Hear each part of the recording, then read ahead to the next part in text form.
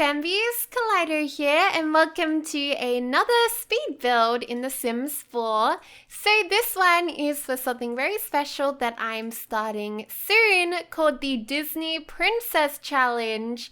Some people have asked me to do this in the past, and I've been thinking of something new to add to my channel recently, especially as my other series that I've been doing, Wolfgang, is starting to come to a close. It hasn't really progressed in a way that is super interesting or anything, so I've been trying to think of some other ways to keep my channel engaging, especially in these tough times of demonetization, the adpocalypse on YouTube. So I want to keep you guys interested, and I also want to do some more interesting stuff myself. And I thought, why not start a new challenge? So I know a lot of people have already done this in the past, and I of course want to put my own spin on it. I checked out the original rules, which is by playing with Ma, and I'll of course link them down below, but I'm also going to be linking my rules that I've kind of just edited the original ones and added on some of my own, which I'm really excited for. And if you guys know me, you know I'm always trying to make challenges an actual challenge. So something that I'm doing, and I'm actually building it right now, is we're going to have Ariel's little, I don't know what you would call it. It's like her little hideout where she keeps all of her little bits and bobs. So yes, we are starting with Ariel as our generation 1, which I'm just super keen for. The Little Mermaid was always one of those films when I was younger that I wanted to watch. I didn't actually get to watch a lot of Disney films when I was younger, and as I got older, I got to finally watch them as an adult, and that didn't really take away much of the charm. Some of them I kind of wish that I did watch when I was little, especially the Little Mermaid, because it's just so charming. But I'm still really excited, and I really adored her hideout where she had all of these little collectibles. And you know, in The Sims 4, it really goes in hand with this idea because we have so many collectibles. So one of my rules is that she has to collect as many things as possible. As you could see there, I had already put a few little random things in there just for decoration, but I want her to collect like rocks, crystals, maybe even frogs, bugs. Can you even get bugs? I'm thinking of Animal Crossing, aren't I? Oh yeah, so she can also collect things out of the mystery boxes. So I think there's figurines and lots of little holiday event stuff, like there's Easter eggs. We also have the snow globes. There's so many things in The Sims 4 for us to collect is basically what I'm getting at. And I'm just really excited for that. And that's exactly what that little hideout is for. It's sort of secluded from the rest of the house. So then we can, you know, just have it as a little trophy position, I guess. So down here, we are making the actual home part of the house, and I wanted it to actually feel like it was under the sea, and I'm really happy with how it comes out in the end. But we do have to move it away from the border of the plot because I did start building it quite close, and that really was holding back what I could do in this corner. So I changed that up. I totally forgot because it's been so long since I really recorded. Sorry if this is the weirdest audio recording ever, guys. But yeah, oh gosh, I am all over the place. But this is a mermaid grotto for my new challenge, and that is why it is under the sea, and downstairs it's going to be a little home. But I still wanted there to be a lot of light coming in, especially as in the animation film you can just see how beautiful the lighting is, how it flitters down from the top of the water or whatever. It just looks really nice. And kind of mysterious too, which I really think adds to the whole show. And great thing about The Sims 4 is when you're using pools and you add in a window, it still filters the light through and it adds a really, really nice ambience to a room, which I was so glad it did, because it would have been really depressing if it was dark down here and we only had artificial lighting. So thank goodness for that. Although I couldn't really add in real fish and stuff like that, I wish I could. Oh my gosh, I just realized that I could have. I could have. Oh my gosh, I could have added in the fishing holes, you know, the actual fishing positions where there's a little sign, using cheats, and there will be fish that spawn in the water swimming around. I should have done that. I'm probably going to add that in, and at the end of the video I'll add it as screenshots or something. Yeah, the only reason why I didn't do that originally was because one of the rules in my challenge is that she is not allowed to fish, because it would be very hypocritical and just plain old wrong if the Little Mermaid, if Ariel was fishing. Like, she would not do that to her friends, and oh gosh, that is why I forgot that we could actually have fish. Well, I'm gonna try again, but we do put in some dead fish in there that are meant to give the illusion of actually swimming, but it kind of looks, you're gonna see a bit later on when I decorate the pool. It looks a little bit odd, but oh well. So I wanted to add in a bunch of lighting, and that's why I have some extra little pools around here, and I wanted more light just coming through, and every dark corner I tried to kind of bring in some more instead of just using artificial light. We also have a pool downstairs, so it's kind of neat. I was going to have, like, instead of a lounge room, they just have a pool, but because we've moved the house over a little bit, we have some more rooms. So I do add in a very small TV little section, which is nice. I really like how the kitchen is working right now, but I do have to change that quite a lot soon. And oh, I don't like those doorways. It was actually pretty problematic trying to figure out how to make the dining and the kitchen work correctly. I had it all open plan. I seem to build that way a lot. But yeah, later on I enclosed the kitchen, and it kind of, I don't know, makes it feel like it was an older house, which I suppose kind of suits the whole challenge in the first place. And as usual, you're going to see that I over-decorate this place. I really tried to hold back, but you know me, I can't help myself, and I think the house ends up being like 100,000. It ends up being something really, really ridiculous, and I know, oh my gosh, guys, I know, it's so bad of me. But good thing is, I don't think I use any custom content in this build. Pretty sure I don't. So that's a good thing. But I do use a lot of expansion packs and stuff packs. I'm pretty sure I have most of them, or all of the EA custom, what is it? Custom packs? What am I saying? Expansion packs.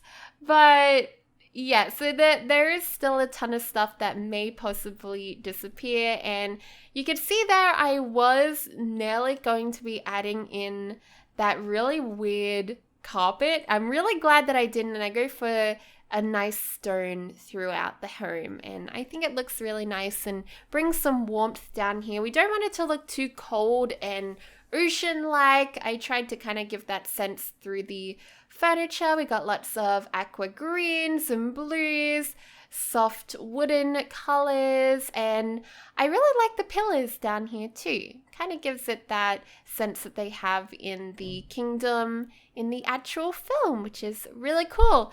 So I cut out a big lot of testing these chairs because I wanted that to be like a recliner or like a sun chair. What are they called? Like day beds? I think they're called day beds. I wanted to have one out next to the pool where the sunshine during the day can like filter through. But it took me a long time, and I tried so many different chairs, and I'm really happy with the one that I ended up choosing because it's like wicker.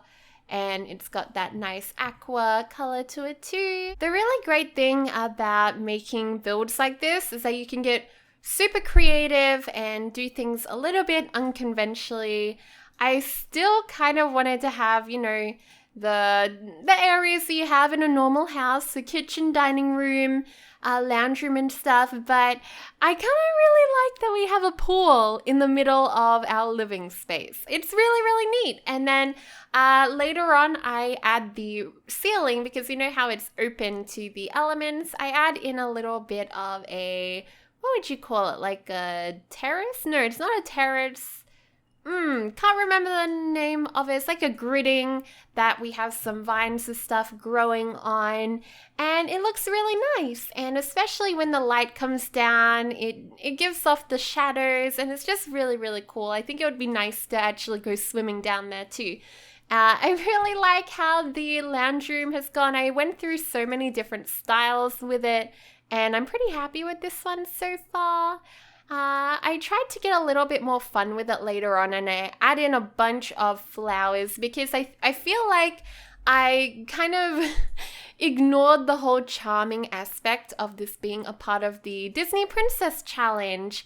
And I was just so focused on doing an aqua-themed build. So it was just very like greens, blues, and the white tones, rather than adding in some things that kind of remind you of Disney princesses. So I'm not sure if I left the footage in. I did have to cut this up a lot because I was just so finicky. It was like, I don't know how many hours of footage I had, but it was a lot anyways. And I try to cut it down as much as possible, and I added in so many roses and stuff too, which I'm glad that I did because it adds a cartoony sense to the home. Although you guys could get rid of it if you like, if you want it to look a little bit more realistic. Although if you guys like roses in your house, which I'm all for, I love roses too, but it just, I don't know, it's a little bit color clashy. And at the beginning here, you can see that I was very much like matchy. But hey, this is going to be on the gallery for you guys to download if you would like to.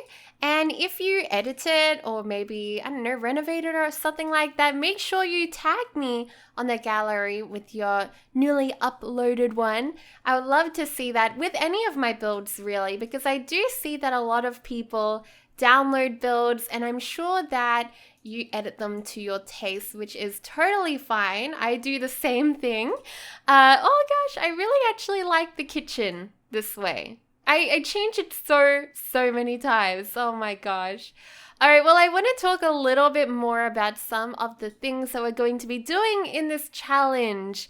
So we are going to be having, of course, some characters from the film, and that includes her father, Triton, but he's a little bit younger than he is, well, a lot younger. He doesn't have white hair, and thank goodness, because white hair in The Sims 4 does not look white. It looks great. It doesn't, no. Don't look very good. And we're also going to be having Ursula, who's going to be their evil neighbor.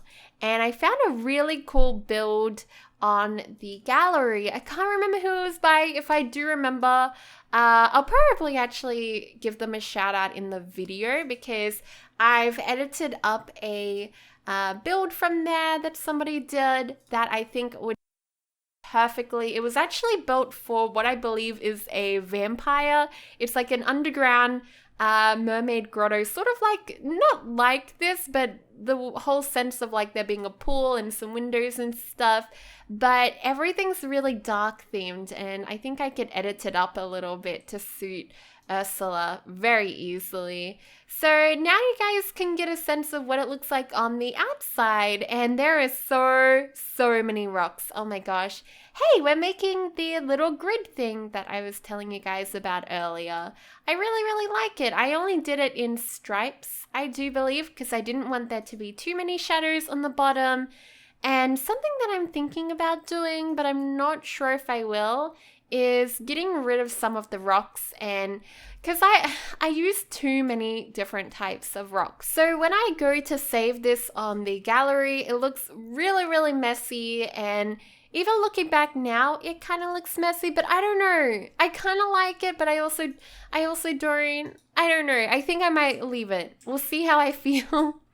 But it does look kind of cool. Maybe I will leave it.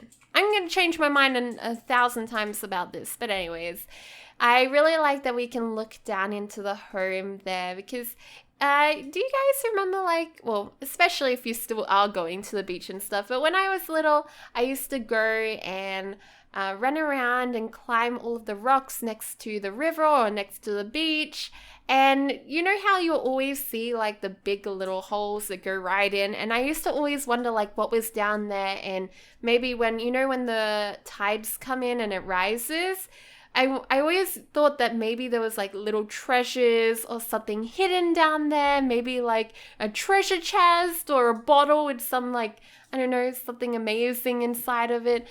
And I just think it's just such a nice little memory. And till this day, like I'll look down those little crevices and they're just kind of magical to imagine what could be down there. And you know, if you actually find a little ocean cave, they're just so nice to go into. And I kind of felt like I really needed to give that magic and kind of inject it into this build somehow. So hopefully I've given off that sense.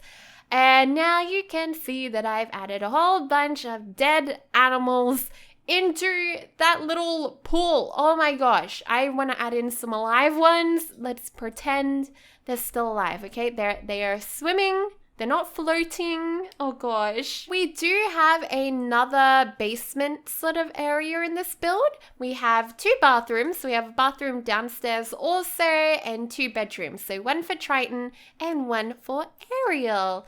And Ariel's has a nice little pool kind of viewing area too, which is nice.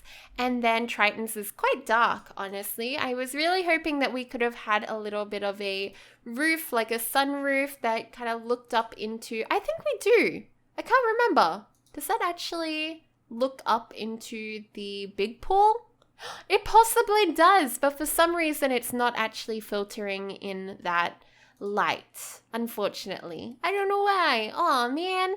Oh my gosh, you guys get a little sneak peek at what Ariel and Triton look like. There we go, Ariel sitting on that sunbed there. Ah, that'd be so nice to sit down on a summer's day. Oh my gosh.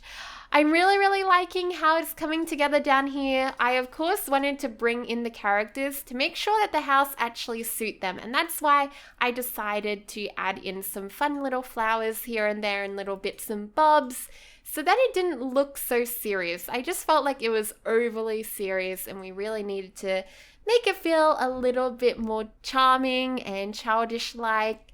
And down here, I tried to make there be like a nice little hallway with some nice flowers and stuff like that. Of course, this build is actually in Brindleton Bay. I think that's going to be so much fun to have this challenge set in that world, especially as I am kind of leaving Wolfgang on a permanent hiatus. Well, I'm not sure if it's going to be permanent, but we'll see.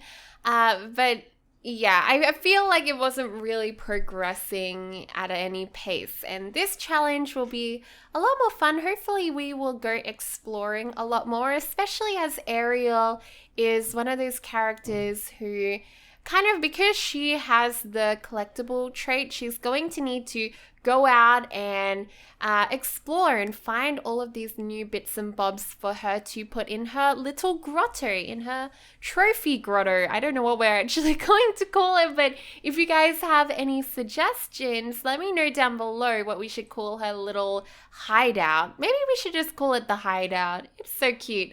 So with the new expansion pack, a lot of cute little oceanside decorations came with it. So we had lots of little things here which kind of added to it being a Little Mermaid sort of build. And I'm really glad that I chose to do Ariel first. I know a lot of people do Snow White, and I still am going to do Snow White in the future.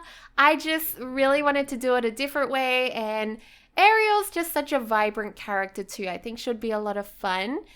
Generation 2, we're actually going to be doing Belle. So that's going to be fun. Beauty and the Beast has always been one of my favorite stories when I was little. So it'll be nice to kind of mix it up with starting off with a new Disney princess that I've only been kind of introduced to recently that I adore.